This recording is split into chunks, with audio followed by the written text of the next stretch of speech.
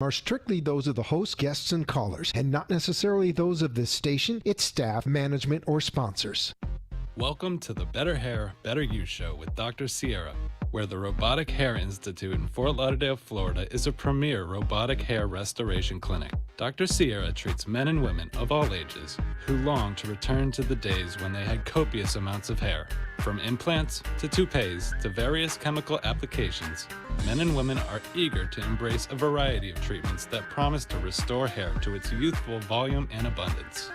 This show will discuss the latest procedures and technology for hair restoration. We specialize in providing the latest no-scar, robotic view hair restoration surgery. And thanks to advances in medical science and technology, we also offer non-surgical procedures and medical protocols combined with proprietary topical compounds to help augment and solidify results. Get ready to call in at 888-565-1470 and join the conversation of this amazing procedure. Let's start improving our lives. You can have red, Yeah, you can have blue, you can have a rainbow if you really want to. you can cover it with glitter if you don't mind the mess. You can even shave it off if your mom says yes. I'm crazy headed, you can wear your hair in style. I'm crazy headed, you can wear your hair do wild. Hello, and I can't even get through this with this crazy song. Welcome to Better Hair, Better You. And whether you are having a good day or bad day when it comes to your hair, hopefully this cold weather is helping your static stay down. Yeah. I'm your host, Alana Shear, joined with none other than Dr. Rafael Sierra with the Sierra Robotic Hair Institute located in Fort Lauderdale, Florida. Hi, Dr. Sierra. Hi, Lana. What did How's you your think crazy about hair today? my hair's been holding okay. What did you think of our little surprise opener today? Well, at least some people have some hair, right? It reminds me of all kind of crazy, wacky hairstyles and hairdo trends we've seen throughout the ages. But I think those that we just saw today are a little more abstract than usual. Yeah, a little more artistic, maybe. Yeah, it's going into the arts, I would say. As always, during our show, if you have any questions for Dr. Rafael Sierra and what he does at the Robotic Hair Institute, you can give us a call at any time at 888-565-1470. Again, that's 888-565-1470. And whether you're tuning in from WWNN's 95.3, 96.9, 1470, or catching our live stream, we're happy to have you here. So last week we played a little game of myth busting as far as Yep. hair, and that has led in lots of questions today. Oh, wow. More We've- myths? Yes, no more myth busting. We'll have to save that for another time, but lots more questions. Okay. But before we get started, I wanted to jump in with a little more questions because someone wants to know if you can explain what the difference is between FUE and FUT.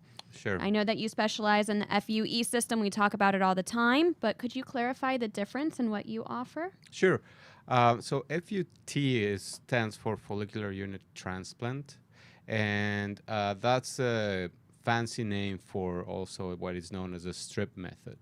In that technique, what we do is, or we used to do, is to remove the donor area, from the donor area, a strip of skin. And from that strip of skin, we would obtain the hair follicles. Then we obviously have to bring back together the skin edges. The downside on that technique is that after the surgery, there is a scar that goes across the back of the head. And also, it is something that a technique that is it's definitely more painful and also a higher risk of complications. FUE, which is the newest technique, and this is what we do at the Sierra Robotic Hair Institute, that instead of removing a strip of skin, we take every hair follicle at a time, one at a time, directly from the scalp, from the donor area. And the end result is that we have the same amount of hair follicles, but without a scar, without a visible scar. And obviously the recovery is a lot faster. People can go back to their lives within 24 to 48 hours. the risk of complications is a lot less, and the results are more natural. Again, there is really no scar So that, more that can be natural, seen. less invasive, less risk. Yes. And the cool part about it is that you are the Robotic Hair Institute. So when we're talking about this, strategy of individual hair follicles, the unit extraction individual, you're not even talking about using robots to make sure that precision is right on point, correct? That's correct. Yeah. The great thing about the robot is that it gives us the best quality grafts that we want, that we need, because the quality of the graft is it will determine how successful the transplant is. So with a robot, just like you said, it's very, very precise. It will give us grafts that are better consistently. If you can imagine doing something 100 times repeatedly with your hand, you get tired, you start missing. Yep. The robot doesn't get tired, and it's always precise and programmed to get us those hair follicles. It's pretty neat to think what technology can do today as far as helping people and bringing them into the operation room and into surgeries and Yeah. to procedures like this to help people. Now, you mentioned FUT, it takes a strip from the back of the head with the skin. For FUE, you still take from the back area as well. Is there a certain amount of follicles you have to make sure you get? How many do you usually collect or aim to get from back there? Yes, it's the same area of the head, and the reason is, like we've talked before, is because those hair follicles in men are not susceptible to the hormone that is responsible for most of the hair loss in men. That's testosterone, dihydrotestosterone, DHT. Those hair follicles in the back are not sensitive to that hormone, and that's why we can move them from the back to whatever we need. As far as how many, that depends on what we're trying to achieve, what the patient wants, and what's available to. It depends. Everybody's different. Some people have more density than others. Some people don't need as much of a transplant. So we have to do it on a one by one. A case-by-case Case situation. by case, exactly. And so as far as this procedure, is there any, just to clarify, is there any shaving that then has to be done when you come into this procedure to make sure it clears space or anything? Or no, do you look the same when you leave?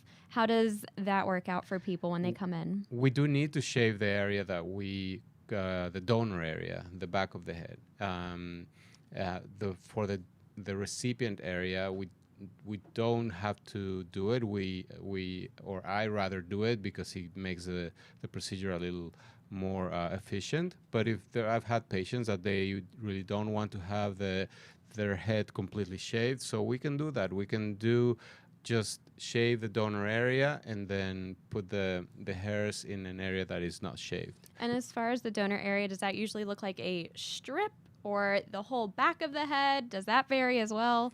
It varies. In men that wear their hair short, if they decide they don't want to have it completely shaved, we try to make it look nice, but they will have an area of the back of the head that is completely shaved.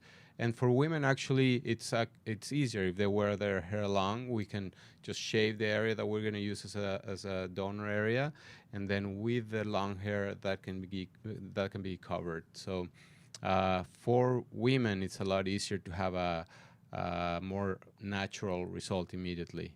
It's a little more hidden. There's a little more we can do Exactly. with all you of have our more hair. leeway with what you do A little with more your hair. flexibility. And I know from that intro, we saw a lot of flexibility with crazy hairstyles from mohawks to umbrella call it. arts. Oh my gosh, that looked like a competition of hair in the beginning of our show.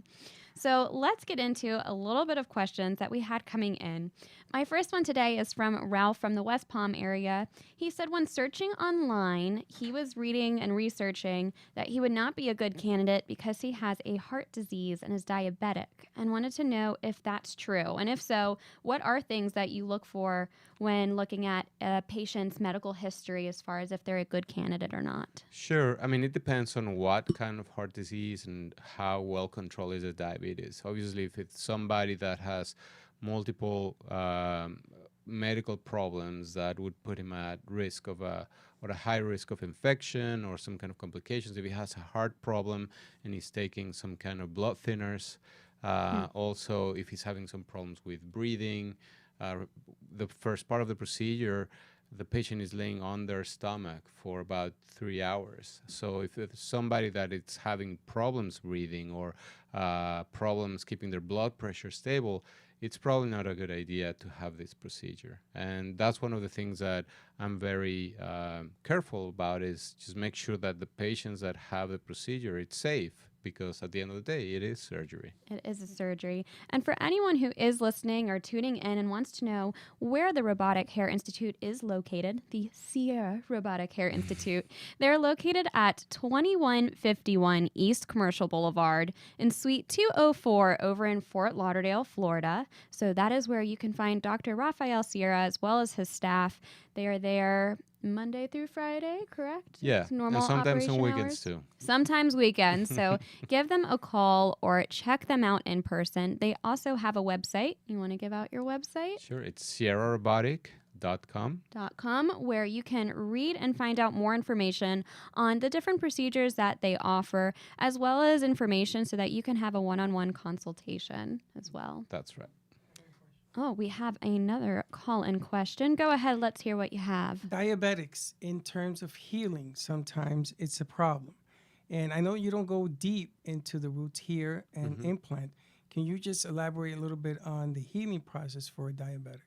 Sure. Again, it depends on how well the diabetes is controlled. As long as the patient has a good control of the blood sugar, then it might affect a little bit of the healing, but as long as it's well controlled, it's not much of an issue. Which is good to know. And for people who might be wondering, I know we reiterate this a lot on the show, but recovery time is, you see a natural regrowth for hair. And as far as recovery for after surgery, it is gradual, and pain tolerance is usually... Sure. The recovery is very, of the procedure itself is very quick. Patients can go back to their normal activities within 24 to 48 hours. They just have to be careful with certain activities, like the way they shower, and make sure that they don't do a lot of really outdoor sports or direct sunlight. But for most part, people can go back to their normal lives within 48 hours. And as far as the growth rate, or when we see the final result of the procedure, that takes somewhere between 9 months and a year, because it's something that the hair follicles that we move, they have to kind of they go into shock, and then they have to recover. And then once they recover, which takes about 3-4 months, then they start producing hair again. And May would like to know if she is someone who has currently gray hair and would like to do this transplant, would the hair grow back immediately as gray, or would she have her natural color, or how quick would it go back to the gray with her new hair? It would have grow back as gray. It would grow back as gray. Yeah, So May, I would like to find a way to make it grow different colors. That would be great. But that would be pretty cool too. I would request some pinks and purples and fun rainbow colors. But May, that's because of how natural it is growing back. It is your hair, and this is hopefully a one-time procedure. So, but you can treat it as your natural hair, which means you could go right back to the hair salon if you were looking to get rid of all of those grays together, exactly, right? Yeah. And we also have John from Gainesville. This question sounds a little fun. He wants to know if he only has hair growing from the back of his head. Sounds a little bit like a mullet situation going on. Would you be able to fix the baldness on the top of his head, since you said the donor area is from the back? Correct, yeah. So I guess what we have to see is how much he wants to cover. I don't know, we talked about the Norwood scale of hair loss. It goes from 1 to 7.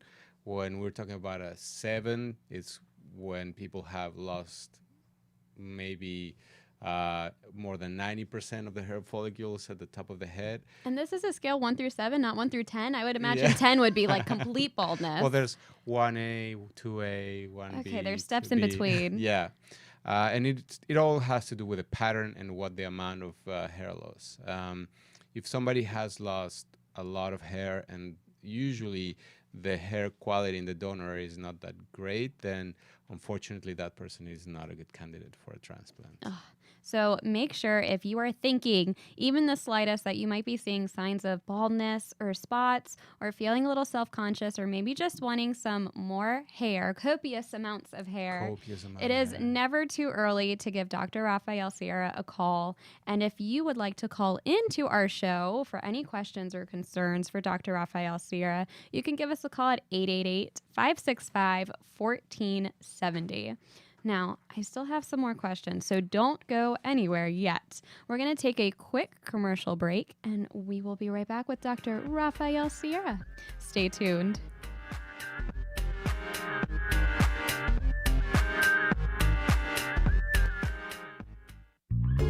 At Sierra Robotic Hair Institute, most patients notice incredible hair growth within a few months after their procedure. New hair growth may continue over the course of a year, with the most noticeable results usually seen 12 months after the procedure has been performed. The new hair growth can provide patients with natural, thicker hair and fuller results. Men and women who undergo our post-surgical hair restoration protocols often experience dramatic and significant improvement in hair density and volume that helps augment procedure results. Sierra Robotic Hair Institute has performed numerous hair restoration procedures, all with excellent success. If you have an interest in the latest, next-generation hair restoration and would like to learn more, please give us a call at 954-776-0830. Again, that's 954-776-0830.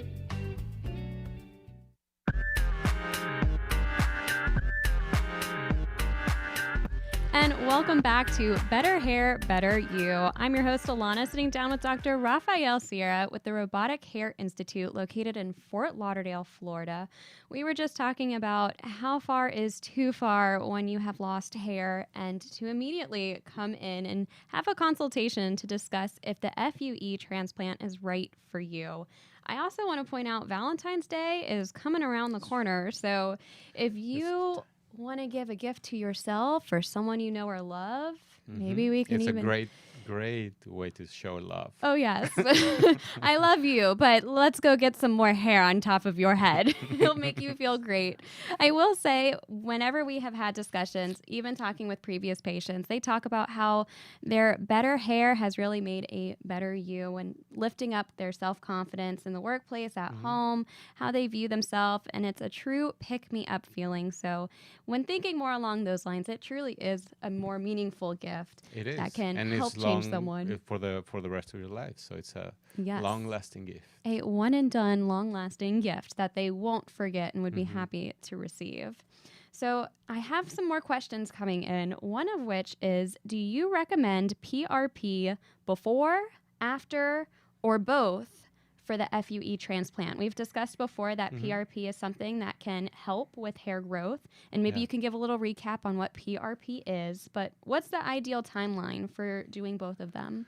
So it depends. Again, usually, so PRP is, let's start there. It's a concentrate of platelets. Stands for it means platelet-rich plasma. And what we do is we take a certain amount of blood from the patient, we put it on a centrifuge, we obtain a concentrate of platelets, which is a component of the blood, and that concentrate also has some molecules that are called growth factors and cytokines that help repair tissue.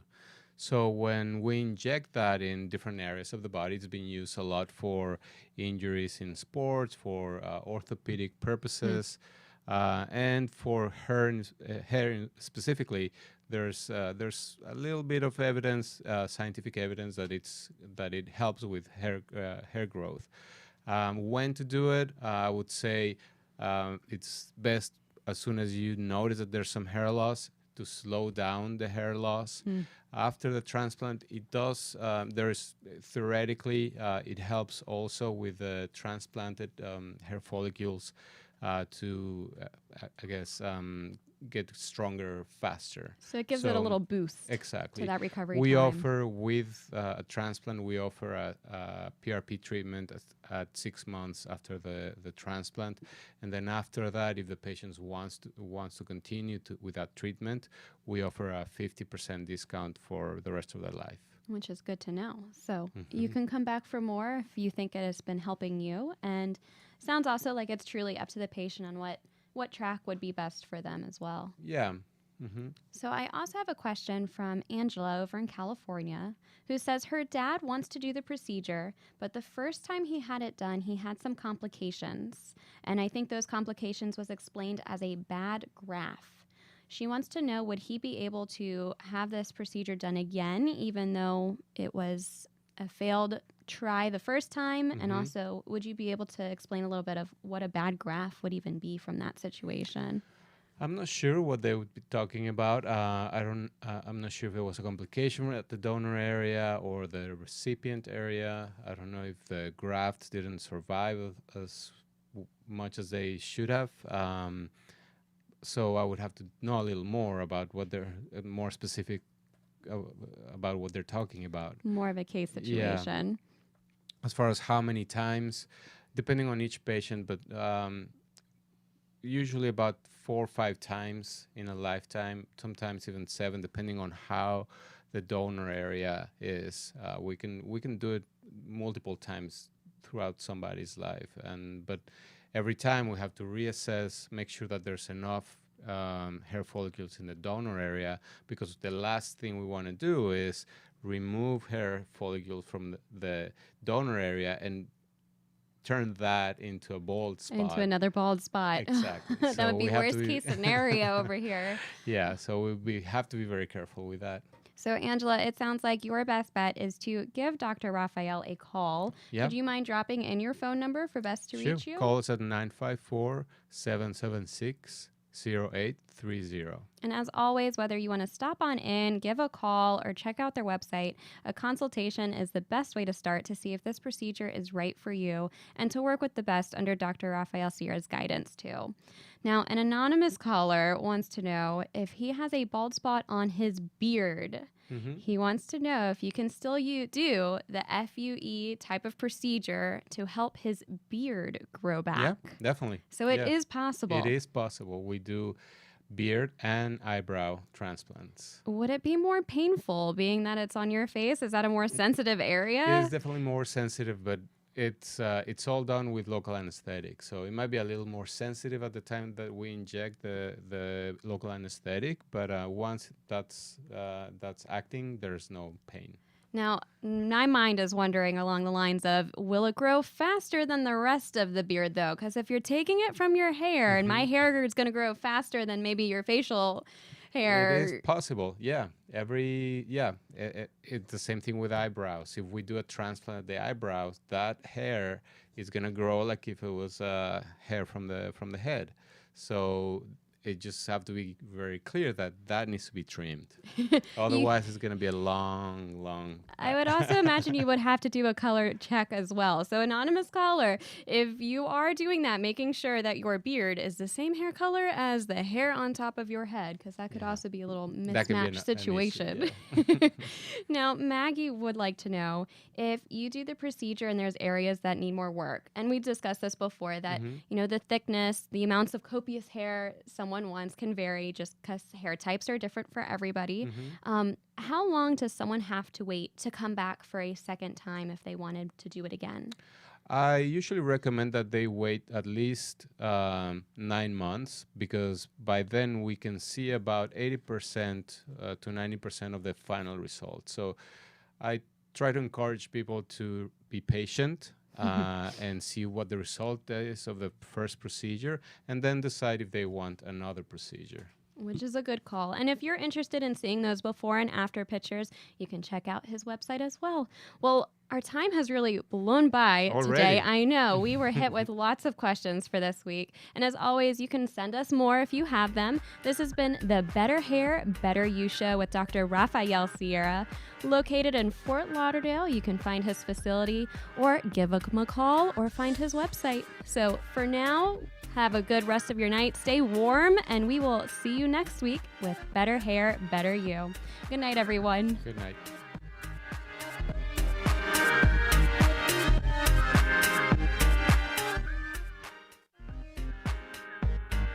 You have been listening to the Better Hair, Better You show with Dr. Sierra. Dr. Sierra has shared valuable inspiration and information to help restore hair growth and confidence. If you want more information, call Dr. Sierra at 954-776-0830 or visit his website at sierrarobotic.com.